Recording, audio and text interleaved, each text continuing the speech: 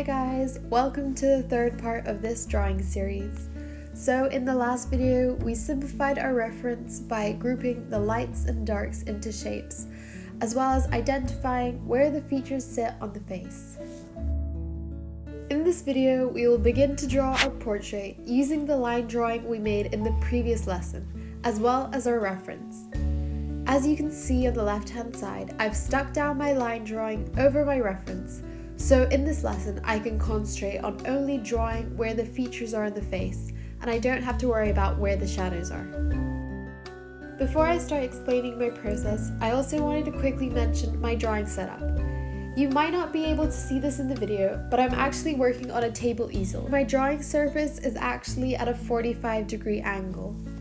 Although it may seem much more comfortable to just draw on a flat table, I would definitely recommend either getting an easel or placing a drawing board under your drawing surface to create a tilted surface. This will improve your drawing so much because when you're working on a flat table, it changes the perspective.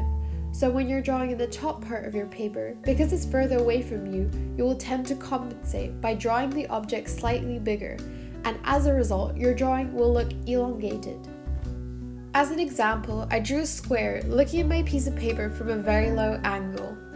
However, when you change the angle of the piece of paper, you can clearly see that I've actually drawn a very distorted and elongated square. This is why it's so important to work on a tilted surface area. Now I will explain my process of how I draw my sketch. So to start off, I usually begin by drawing a circle which represents the head of the portrait. I then like to mark where the top of the head is situated and the bottom of the chin. This will help me later on when I want to put the portrait in a rectangle.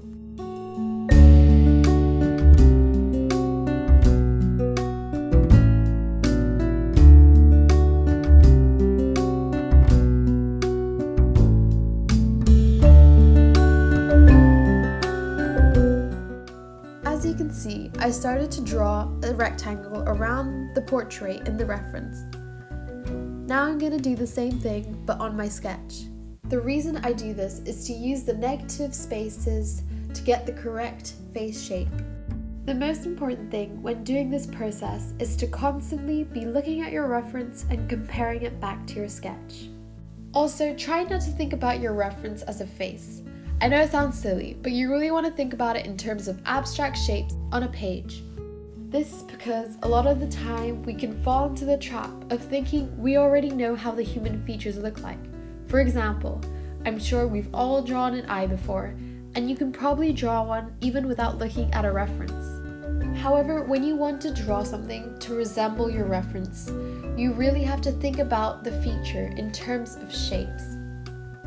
This is why the line drawing that we made in the previous lesson comes very useful now. Because we only use straight lines, all of the features have been simplified into geometric shapes, which makes it much easier for us to replicate.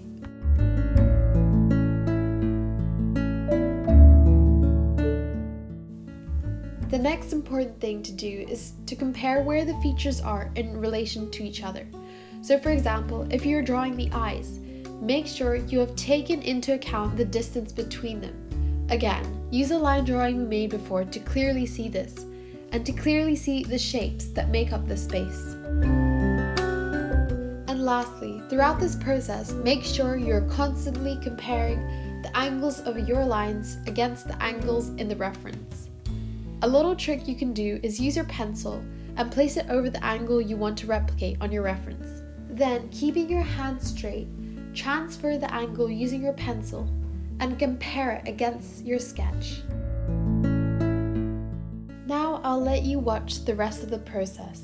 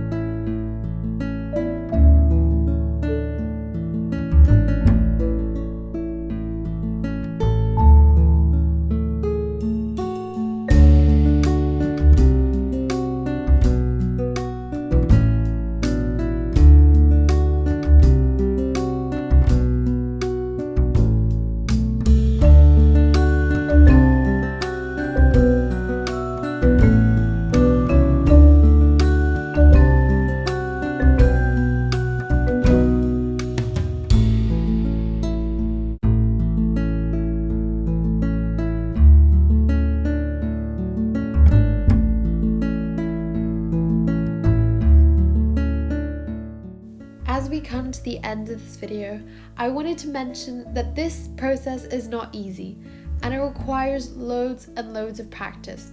So please, if you do this once and it doesn't come out how you want it, please don't get discouraged and try again. Thank you so much for joining me again. If you have any questions, please feel free to drop a comment below or send me a message to my Instagram at kimberlys.illustrations, and I would be more than happy to help. Thank you, bye.